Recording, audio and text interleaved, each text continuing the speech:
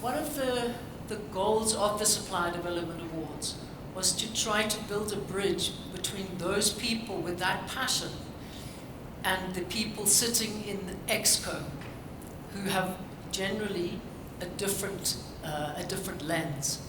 With people sitting in ExCo have a lens more often than not about building the business future. And we heard more, especially last year, we heard quite frequently how the supplier development practitioners struggled to get their voice heard amongst ExCo. And what we realized only last year, and you'll also see with the people on the stage here, is that the businesses that are really leading the charge, the businesses that are doing it right, are those that are driving supply development from ExCo downwards. And so if I want to just go back to the revolution, I believe, if we looked at supplier development, and you said something about Superman, I'd like all of you to think of that acronym, acronym SD. I really think it's actually for super drive. So if you're an SD practitioner, you're somebody that's super driving your suppliers, you're super driving your business, and you're super driving South Africa. So maybe next year when we come back, we'll give you all of you capes and t-shirts that say, I'm a SD Superman.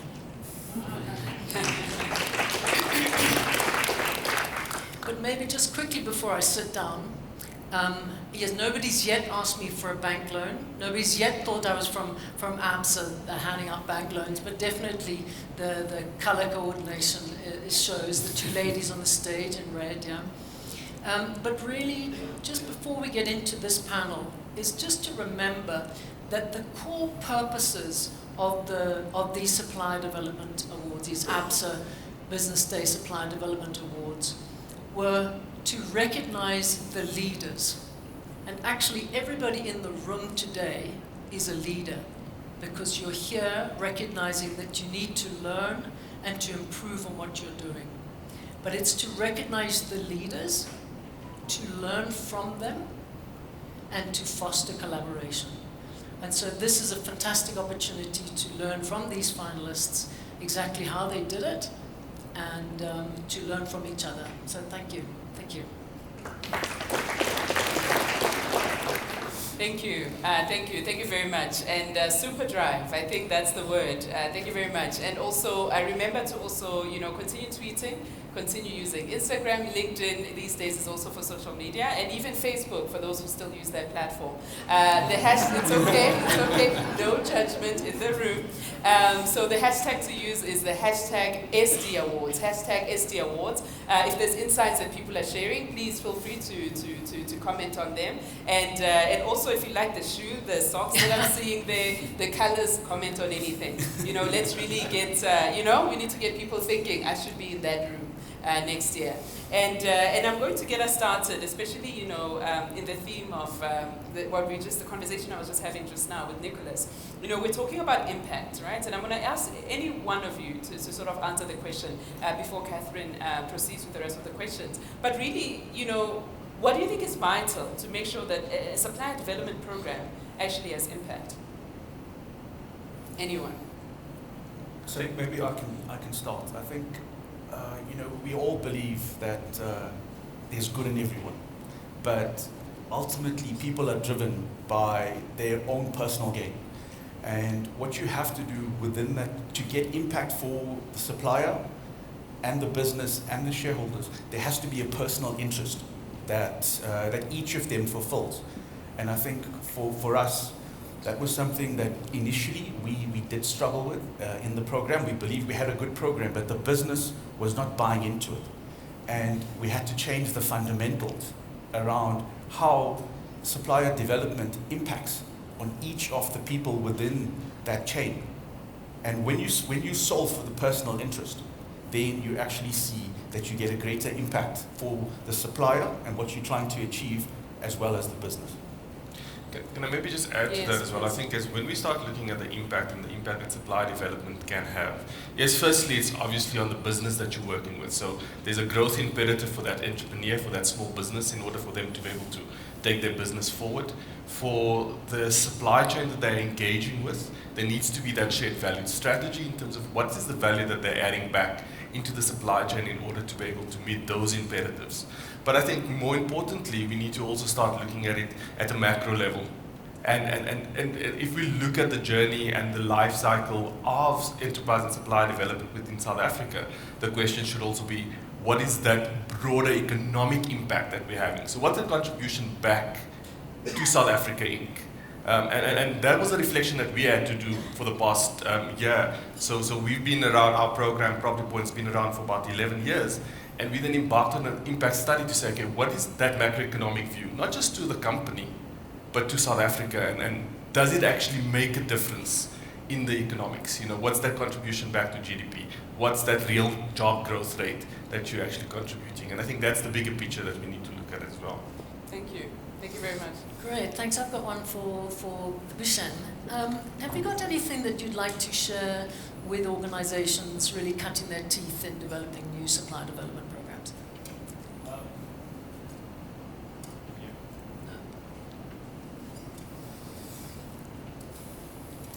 Okay. Testing 1, 2. It's working. Can you get a handheld? Oh. Okay.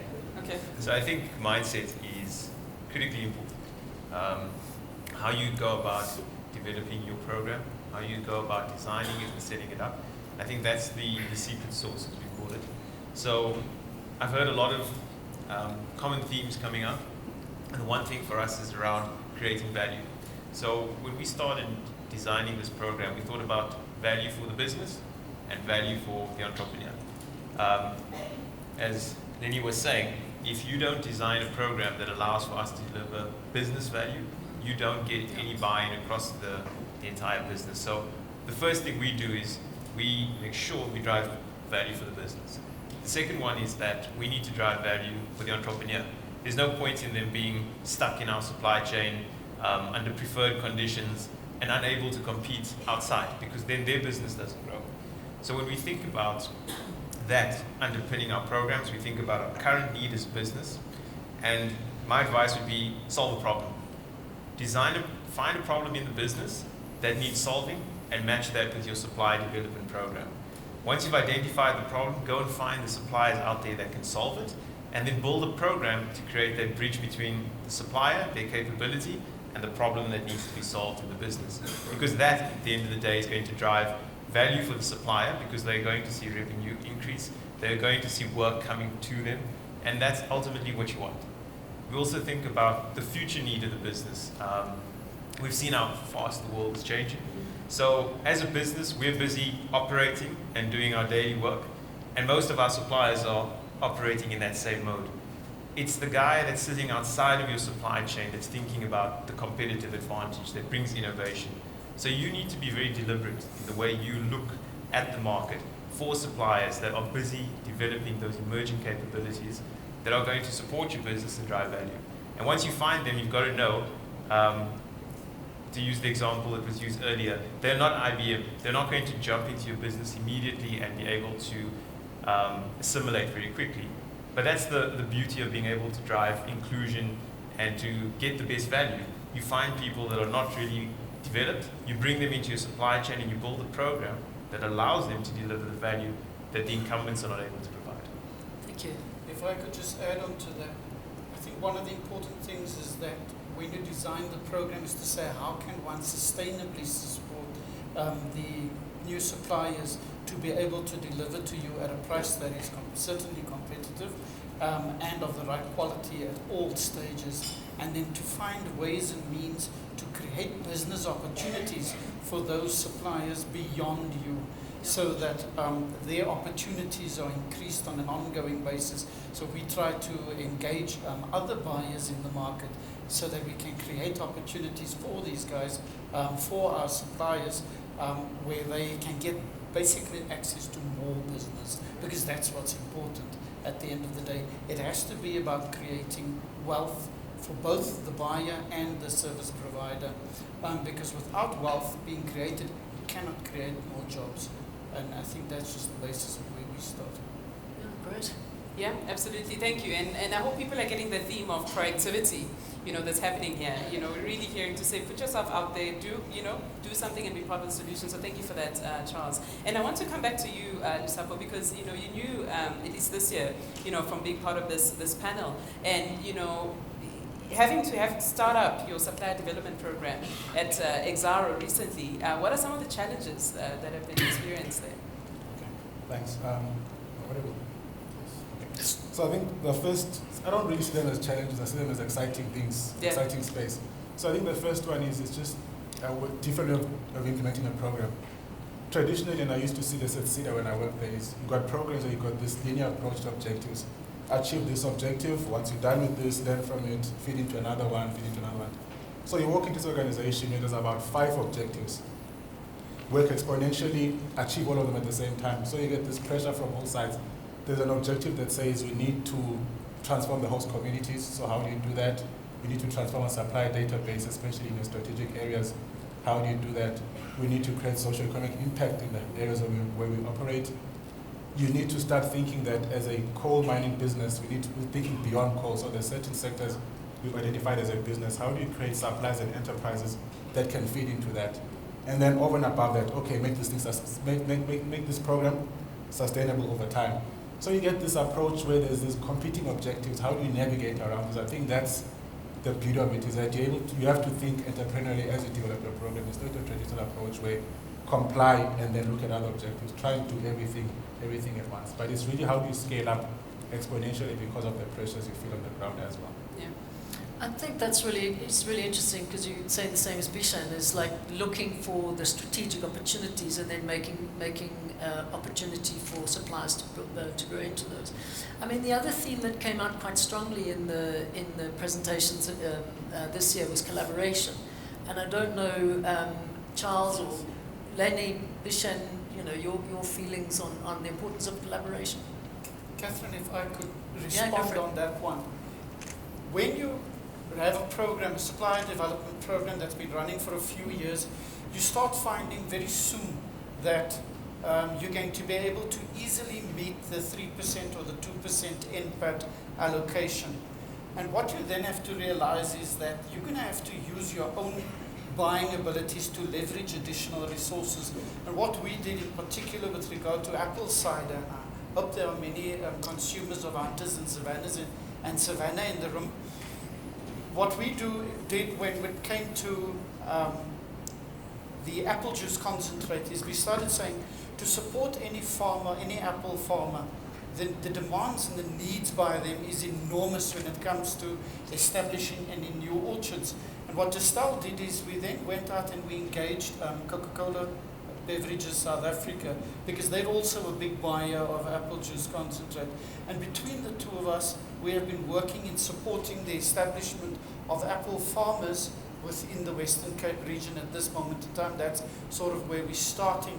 And we were able to provide a significant amount of funding in support of these new emerging farmers. Although I'm not supposed to use the word emerging farmers, the black farmers, because many have been in business for many years already, but haven't had access to the necessary financial resources. So we've been collaborating, and between us, we've been able to significantly change the profile of at least a few farmers within the Grabouw-Elgin region in the Western Cape. And our dream is that we can take this model forward together with the provincial government of the Western Cape in really mobilizing the resources to bring more black-owned hectares online in the near future. Fantastic. Lenny, you also... Yeah, I think in terms of collaboration, and I'll go back to the theme of bringing everybody in together. With a lot of our supplier base that we had on the program, many of them were believing that Max Deal will give them business, and that's exactly how they will grow their business. But it doesn't work like that. There's only so much that Max Deal can do. So we started to educate them on what Max Deal does, because from everyone just says, oh well, Max Deal, is a steel merchant. But we're not, we're more than that. And as we started to educate them about what the business is, they start to identify what is the opportunities that they could use within their business. As an example, we have one of our entrepreneurs, she rents trash trucks to Ekurhuleni municipality, and she does really well. And she buys minimum from Maxtel, probably about 10,000 Rand a month, because she does repairs, some small repairs. But in sitting with myself and Kim, who runs our program, she was telling us about how she wants to build trash compactors. And this is how she can, and how she's actually been to Germany, she's been around, and everyone brings it in by components. And they said to her, well, we can actually help you design it. And we're going through a process now where we're helping her to design the trash components, where we can actually make the components for her. Plus, we're going to arrange some funding for her. So as a result of that, you're now going to have that, she'll buy more from Maxtel, but she's also going to develop a very good business. Can I sorry. Just sorry, and it's education of what your company can do and how you actually can help them to build their business. Now, if you think within our own business, the salespeople, the bulk of them are incentivized by commission. The smaller guy buying from them doesn't really help them in terms of their commission. So we changed their commission structure. We gave them a better commission. The branch managers, that their bonus structure, we gave them a bigger discount. And we had a lot of people that came in onto the supplier development program and basically defaulted. And our credit guys they were also having a problem with that. So we actually created our own credit insurance fund. So it puts a lot more within our control. And it helps us along the way to make sure that everybody's interest is fulfilled. Yes, thank you. Can I just build on that? Yeah. So when we think about supply development and collaboration, our context is this. SAB is 95% locally sourced. We've maxed out the ESD points on the scorecard. We've scored 40 out of 40. So the dream for us, and when we look at it through that lens, is that as an industry and as corporates, we need to move very quickly past looking at each of our own supply development programs, because what we do is, everyone's alluded to here, is very strongly aligned to the national agenda of economic development, growth, inclusion, and that's critical. So collaboration is the key. We need to start working together to make sure that the suppliers in each of our programs are seeing more work by working with other corporates. We need to see the scale of those suppliers grow. They can't continue to be EMEs and all the rest. They need to grow into generics. They need to grow into competitive companies that can compete internationally. So one of the things we've started in collaboration with, and Lenny's my partner on this, with Maxtel and Coke, is a program we call MAP, which is about collaborating with other corporates, putting suppliers on that platform that we vet, and then allowing our procurement people to talk to each other. So generally speaking, so the way it works is that if, for example, Maxtel are looking for a company to do chemical cleaning, and they can't find a black woman-owned company, they'll go to MAP and ask for it. We'll have one, we'll put it on, and then instead of me punting that to Lenny, who then needs to punt it to everyone else, we get their procurement guy to talk to our procurement guy. Yeah. And we find that clears the decks. Yes. Ultimately, you do your own vetting, but then procurement person to procurement person, Yeah. they kind of get through the vetting quite quickly. And we've seen really good success with that. So without punting it, if anyone's interested. I think they're definitely interested, and it's part of the reason why we're having this panel to begin with. And I'm so glad you mentioned that last example, because for a business that's growing, it's very hard to then go, okay, so you have to check 50 things to get into the procurement process, and then the next competitor is the same thing, and you have to do it over and over. So that idea of just saying, look, I trust that your processes are able to put a supplier in the database, so I'm going to continue. I'm going to use that supplier, right? And I'm going to share a very funny example. A bank that's not in the room. It was an incident where they were asking to verify the bank account, right, of the supplier. Now, the supplier banks with them, but they literally wanted, some kind of from the branch, etc. And you're thinking, but can you simplify these things? Because if you do that, then it makes it much easier for these businesses to sustain and to thrive. And I also appreciate the comment that you just made also towards the end, when you're beginning and also the end, when you're talking about, the way I heard it anyways, that expression around, you can teach a man, to fish, or you can give a man a fish. And, a lot of people come being like, give me, I'm a supplier, right? But instead of that, basically saying, look, let me teach you the process, let me help you understand my business, let me work you through it. And that makes you as a business so much more sustainable. And it makes the whole thing succeed, which is something that I admire and I much appreciate.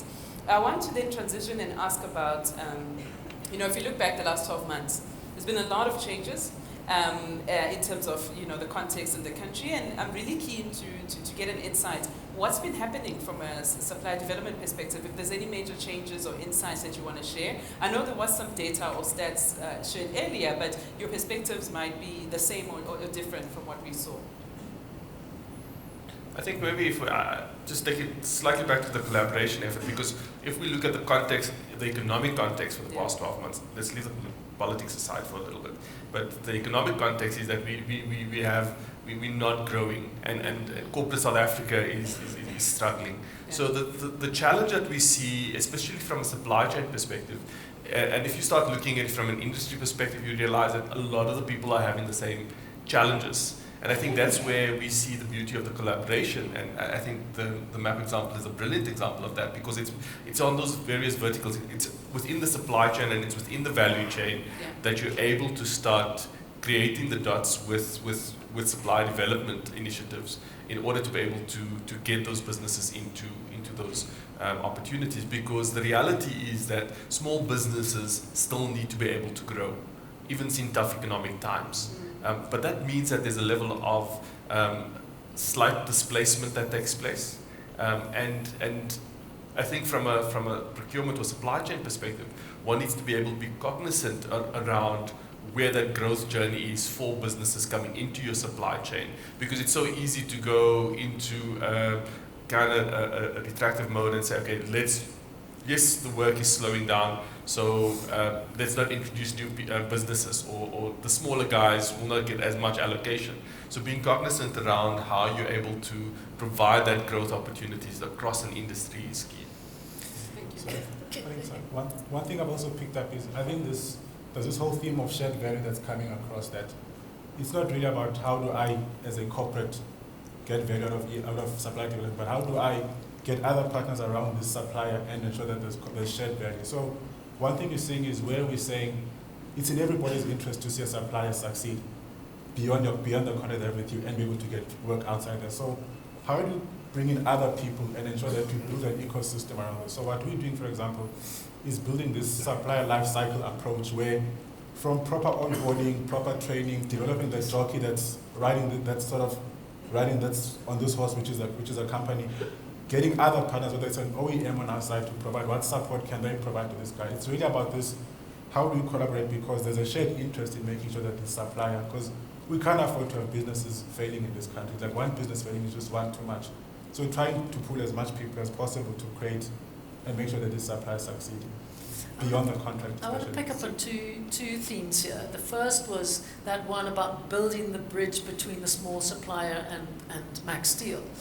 So often a small supplier lives in an entrepreneur lives in one world and the corporate lives in another. And I think often we're not aware of how incredibly different these two worlds are.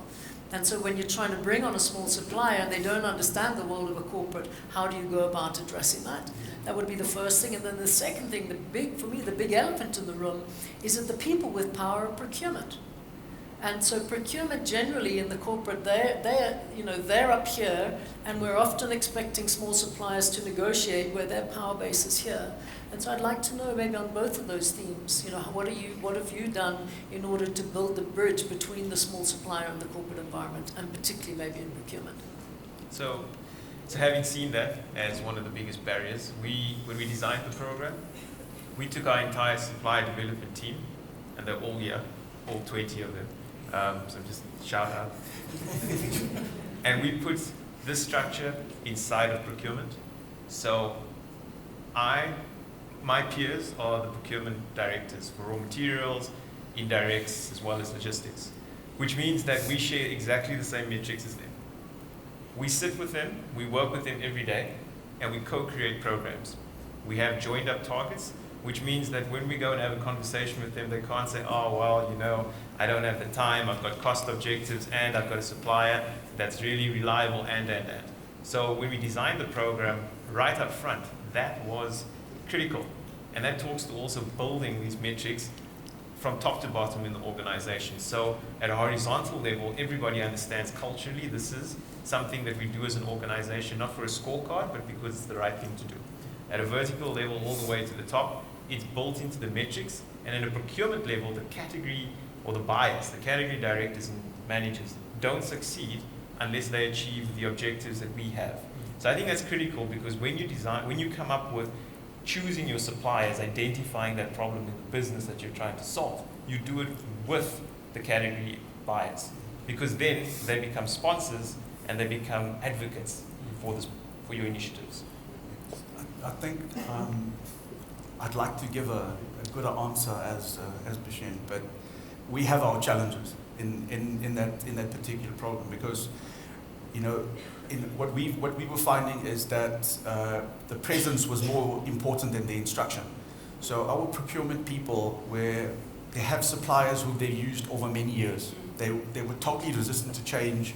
We cannot. The words were, how do we trust them?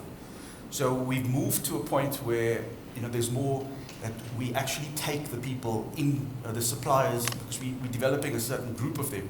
We take the suppliers into procurement and ask them to give them work or to partner with the supplier that they're using so they get part of the work. It's going slowly, but we believe that people will always do what they're familiar with. So as they get more familiar with these suppliers, they'll give them more chances as they trust them. So for ours, it's still a journey, but it's one that we're happy to walk through. Yeah, thank you. And Charles, I believe you had something to add? Yeah, I don't think I can add to anything more in terms of the supplier development approach and the designing of the model, because it's absolutely perfect what SAB was just telling us now. I just want to jump back to the question around national priorities, because I think that is really on every big corporate's mind at the moment. With the discussions that have been taking place at the national level, all of us have been asking, how can we help contribute to South Africa to make a more stable society? And within Distel, we face an enormous challenge that much of the wine, the grapes that we buy, that gets converted into wine, and the apples that gets converted into Savannah and Hunters and other ciders, comes from farmers in a market which is highly skewed. Yeah. And it is the basis of much of the debate and the challenge in the country. So we're asking ourselves is, how can we jump in there and directly get involved in transforming ownership patterns? And in that regard, we've been looking at a number of different models, engaging with a whole lot of different national and provincial and international stakeholders to say, how do we mobilize all the resources that's going to be needed to be able to have a long-term solution to this one problem? Otherwise, we're going to find in 10 years' time that we're still buying 90% of our wine from white-owned farms, or 90% from white apple farmers, for example. And in that regard, we are currently busy with a major process of assisting in the transformation process around land ownership there.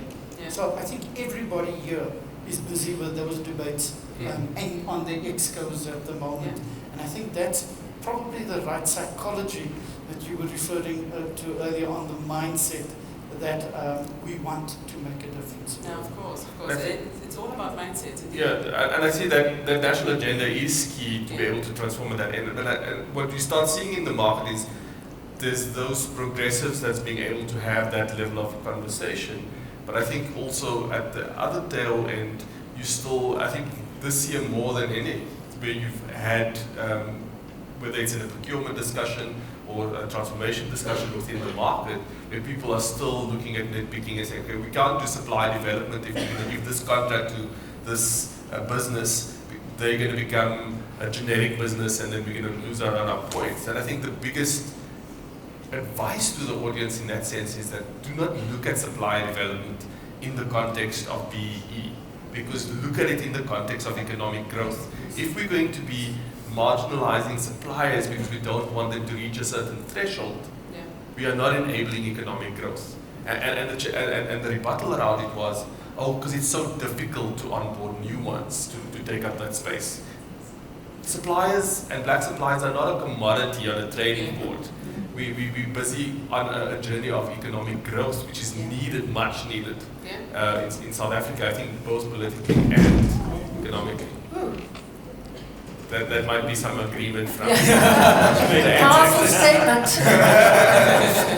I think the state is contributing an amen to the statement you just made. And as you were talking, I mean, I'm having flashbacks in my head because I actually am the chairperson of the board of what is the first black industrialist in South Africa in commodities trading, you know. And you know how much agriculture, that space, needs to transform. But a number of times, you know, the CEO and the management team get a no, you know, from some of the biggest companies in South Africa. And when they get a yes, though, it's because there's someone in there, one person, who just had a mindset to say, you know what, I'm willing to incorporate you into the process and goes beyond the usual. And I've heard this many times because I've sat in some of these conversations where they go, it's just so hard though to bring in someone new. But if you don't try, how else are you actually going to transform your process? And I think we have to be open and honest about that. And just to ask the next question, you know, we talked a little bit about, you know, innovation earlier. And I guess I want to ask about, you know, what's the role of sort of, if you think agility, innovation, you know, disruption, when it comes to actually your supply development strategy? Is it something that's possible? Is it a bit too soon if people are still struggling with the basics of just adding a new supplier or trying them out for a small piece of the tender? What is it? Do we have a space for it? Okay. Yes, please. Yes, thanks. Okay. I think from my side, it's more about data analysis. Yeah. So, for example, on my side, we've got this complexity versus pricing matrix where you're able to look at the bubbles based on all of the different commodity areas, let's say strategic services or strategic contracts. You're able to look at the QSs and EME bubbles, the size, where they're sitting in terms of price and complexity. And over time, you can start tracking, are they moving in the right direction, just that you really are transforming within that commodity space. So I think data gives you a good sense of, are you really making a difference? Are these guys growing in terms of the contract size? Are they moving up in the right direction? You're able to look at which areas is there room for transformation. If there's lots of bubbles sitting on the higher end, then you know that there's very little room for transformation in that area. But able to drill down per commodity and say, within this commodity, is there opportunities? What are the challenges these guys face, and how can I scale these guys up? So I think be able to disaggregate it down to each mine that we have and really see where the opportunities are. So I think data gives you this insight that you're not just shooting in the dark. You know where the challenges are, you know who the guys are, and how can you move them up along this axis. So data is becoming very important in really tracking the changes. While you can see the compliance scores, but you look at a enterprise level, are these guys growing in terms of contract size and complexity of work that they're doing for you? Absolutely. Thank you for that. Such a good point. So also from an innovation perspective, so what does the theory say to us about supply development? So global theory says to us that by engaging with your suppliers, you're going to be able to activate innovation within your supply chain. And that's really the principles around why supply development is in existence on a global basis. And so typically what we try and look at is understanding as an industry, so as a property industry for instance, where are the future trends? Where are those opportunities that we need to be able to evolve with as an organization, and then identifying those players within our supply chain who's able to activate and innovate with us to do that. But I think also organizationally, what we've started doing is because it's about being able to make sure that you create the connectedness with all these things. So we, for instance, have a university program called Greenovate, which you actually emceed last year for us, I think. So Greenovate looks at taking innovation at a university level within the industry and showcasing that. Post that, we are able to look at 3 years post that, we're able to look at the commercialization of that. These becomes new startups or new suppliers that could potentially come into our supply chain. We've just recently finished the development of the Exaro head office at Growth Point.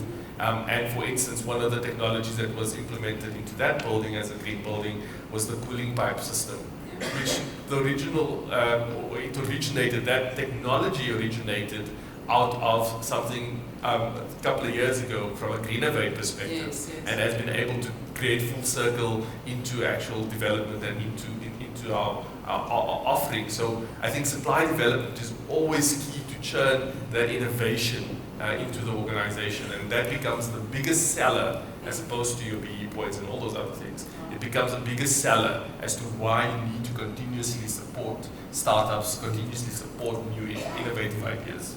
So for us, you know, one of the key things with our smaller suppliers that they kept saying to us is, please can you pay me sooner?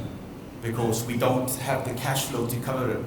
And at a point, you know, it becomes difficult that you start, because in terms of your payment programs and whatever else, it becomes a little difficult. So we actually have put together a program for supply chain finance. And it's incredible. Our borrowing base, we probably get, it's supply chain finance is an uncommitted facility and it's cheaper. So they actually take a max deal balance sheet, which they give to the supplier. So basically what happens is we load the supplier invoice onto a platform. The supplier can go in and actually cash it in on day one. And there's a fee, which is very simple. You know, they take the interest rate, which is actually below prime. They divide it by 365 and then they multiply it by the payment terms. So the supplier is actually getting cash cheaper than he could have for his own overdraft. Distel has a similar program. Pick and Pay has it. Discam has it. And you know, there's ways in which you can use just these thinkings. You know, when people tell you they have a problem and you're solving their problem, but you actually help your own company. Our borrowings have actually come down because of this. So when you talk about innovation, you know, there's lots of innovations that are out there that you just have to look. If you just and listening to some of the smaller guys and their problems, it actually helps you solve some of your own problems as well. Nice. Can I just add, Yes. from an enterprise level, technology and innovation, I would like to believe every supplier development program should have technology and innovation as a component of its overall offerings. And what I mean is that when we do a diagnostic assessment of a particular company, what we then do is to say, how can we apply technologies or innovations, or what is available to assist the company to be able to reduce wastages, improve efficiencies, and so on. And we're very fortunate. One of our suppliers is here today, a small company that produces cardboard partitioning for us. By having the right kind of technology in their business, they were able to have a significant turnaround with regard to their own profitability with operations. So for any supplier development program, I think it's important that technology and innovation is a key ingredient within the offerings of the, let's say, the company running the ST program. Yeah, thank you. And before I hand over to Catherine for the last question, I think you had also wanted to add. Yeah, very briefly, I think culture is important. Yeah. I think we're at the point now where we past excuses. So the way we approach it is we have this concept in the company of dreaming big. And we make sure that, just think about our supply chain. You know, when I say we're 95% locally sourced, I'm talking about all the ingredients, the hops, the barley, the glass, the caps, the packaging, the logistics. And that doesn't come easily, right? The initial starting point in any discussion is, well, that's a complex thing. It can't be done by a local company. We've now ingrained it within our procurement process as well as with the business users that this is a non-negotiable. So when we engage with suppliers, we engage in a robust manner on the platform that this is around the national agenda. And yes, we'll do business with you, but you need to show us, A, that you are committed to transformation, or at least have a plan. And if you don't meet your plan, then we happily move on. And if that creates disruption in our supply chain, that's fine. So I think it's about making sure that you marry those two things. There is the commercial need of the business. You can't sacrifice that. But that does not have to live in isolation of the objectives of supply development, inclusion, transformation. They actually are the same thing. Yeah, absolutely. Thank you. Yeah, maybe then just to wrap up, if I can ask each of you just to share what is the one thing that you believe you have to get right in order to be able to create a really successful supplier development initiative. Lenny, do you want to kick off? I think for the success of our program is in large due to the person that runs it for us, Kim Allen. She's passionate, she never gives up, she drives it into the organization. She might complain a bit too much sometimes, but that's okay. But she always makes sure that she keeps people honest. You know, to get a good supply chain program is easy because there's so many case studies on how to do it. There's so many people that can tell you how to do it.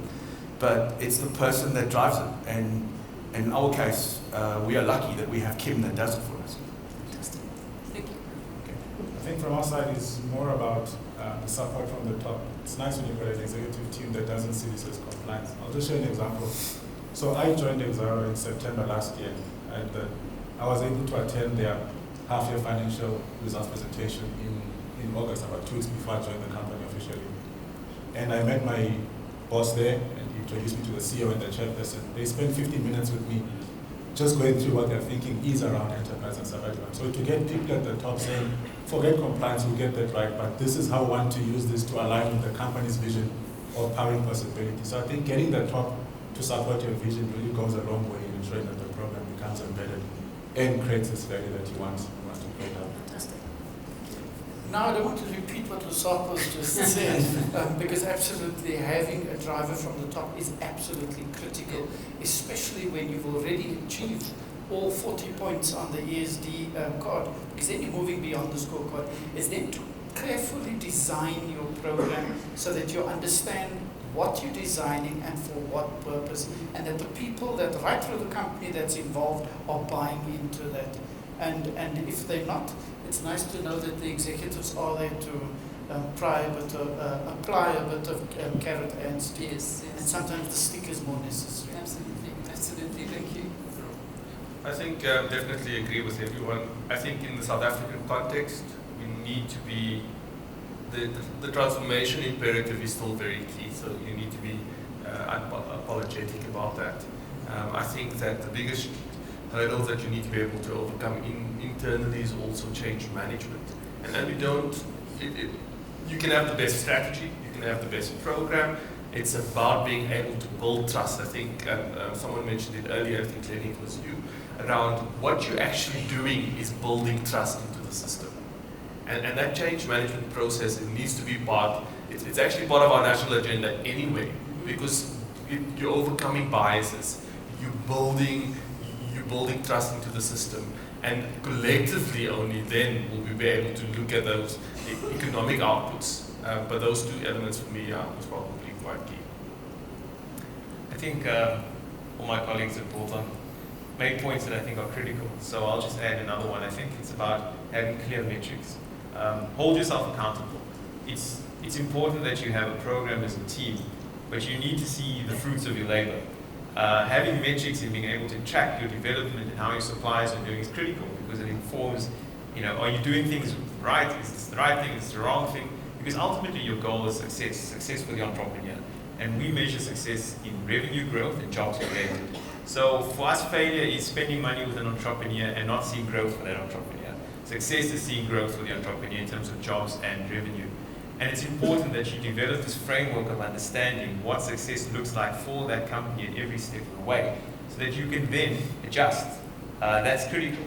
So it's hard because it means that you need to accept that sometimes you're going to fail, but I think that's part of the mindset. It's okay to fail as long as you get up quickly and move forward. So hold yourself accountable, build metrics, and be honest about how you want to build your program. Do it for South Africa. Yep. Great. Thank you. Thank you. Let me say that out loud. You didn't hear it. No, I think the most important thing, having done this for such a long time, as yourself, Catherine, and everyone here, is that we need to look at it beyond our organizations. Yes, our organizations, as we sit here, enable what we're doing, but we're actually building South Africa, and that's quite key. Do it for South Africa. No, absolutely. No, we have to.